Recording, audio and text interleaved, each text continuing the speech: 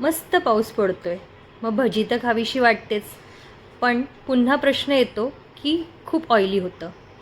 म्हणून आज आपण बनवणार आहोत अगदीच 2 ते 3 चमच्यामध्ये मस्त अशी पालक भजी.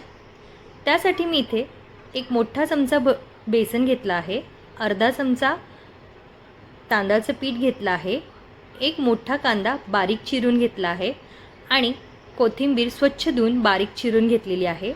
इथे पालक स्वच्छ धुवून बारीक चिरून घेतलेली आहे. त्यामध्ये चवीनुसार मीठ घालून घेतलं आहे.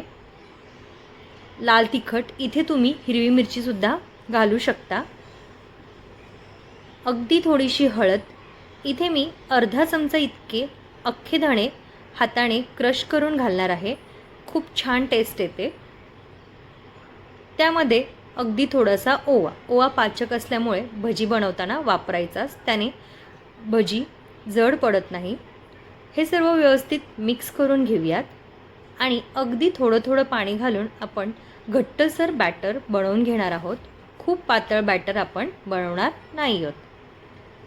अगदीच थोडं पाणी लागणार आहे हे बॅटर बनवण्यासाठी.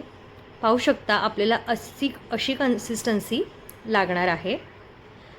आपण ही भजी बनवणार आहोत आप्पे पात्रामध्ये, तर त्यासाठी आप्पे पात्रात अगदी थोडंसं तेल घालून घ्यायचं आहे आणि बॅटरमध्ये अगदी थोडासा इनो घालून त्यावरती पाणी घालून घ्यायचं आहे आणि सर्व बॅटर व्यवस्थित मिक्स करून घ्यायचं आहे.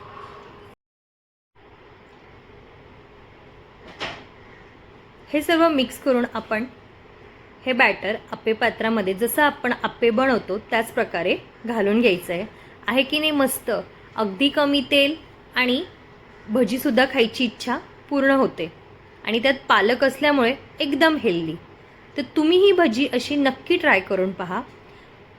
ह्यावरती आपण झाकण ठेवून लो फ्लेमवरती 5 मिनटं आपण एका साईडने भजी शिजवून घेणार आहोत. पाहू शकता छान भजी फुललेली आहे. आता आपण ही भजी परतवून घेऊयात.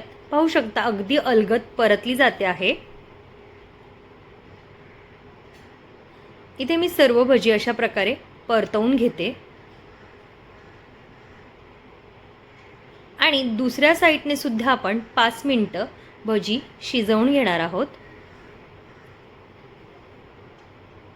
5 मिनटं झालेली आहेत. मस्त भजी बनून तयार झालेली आहे. पाहू शकता वरचं कवर छान कुरकुरीत दिसत आहे, तितकीच कुरकुरीत आणि आतून सॉफ्ट आपली भजी बनवून तयार झाली आहे. अगदी कमी तेल, म्हणजेच 1 ते 2 चमचे तेलामध्ये आपली भजी बनवून तयार झालेली आहे आणि खायलाही खूप टेस्टी आहे. तुम्हालाही माझी रेसिपी कशी वाटली नक्की कळवा.